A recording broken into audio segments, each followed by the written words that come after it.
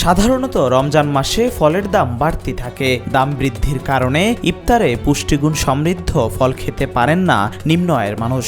এই পবিত্র সময়ে নিম্ন আয়ের মানুষের মুখে হাসি ফোটাতে এক ব্যতিক্রমী উদ্যোগ নিয়েছে রুবেল।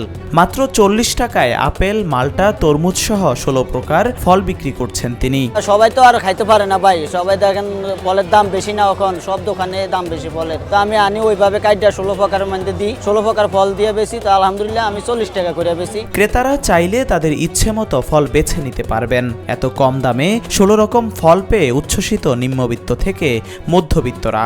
রুবেলের এই উদ্যোগকে অনেকেই সাধুবাদ জানিয়েছেন।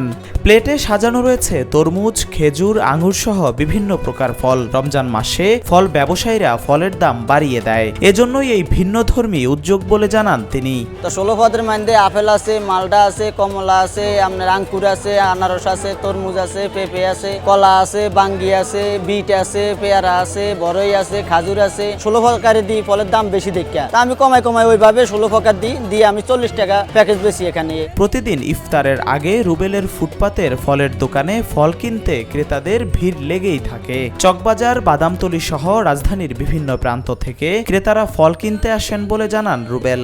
অনেক দূর থেকে, ধরেন আপনার চকবাজার থেকে আইয়ে, বাদামতলী থেকে আইয়ে, বিভিন্ন এলাকা থেকে আইয়ে। রমজানের ইফতারে সবাই যেন পুষ্টিকর খাবার খেতে পারে সেই চিন্তা থেকেই রুবেলের এই প্রচেষ্টা বলে জানান তিনি। নিউ মার্কেটে ধরেন 10 নম্বর গলির মধ্যে আল্লাহর দানের সামনে আমি প্লেট বেশি 40 টাকা করে রমজান মাসের জন্য। রাজধানীর নিউ মার্কেটে রুবেল তার ফলের পসরা সাজিয়ে বসেছেন। প্রতিদিন প্রায় 5 থেকে 6 হাজার টাকা বেচা বিক্রি হচ্ছে বলে জানান রুবেল। আমি ফল বেচা আমার ধরেন দৈনিক 5-6 হাজার টাকা দোকানদারি হয় এই জায়গার মধ্যে। প্রায় 12 বছর ধরে তিনি ফলের ব্যবসা করেন। তবে রমজান মাসে সবাই যেন ফল খেতে পারে, এজন্যই এই ভিন্নধর্মী উদ্যোগ নিয়েছেন বলে জানান তিনি।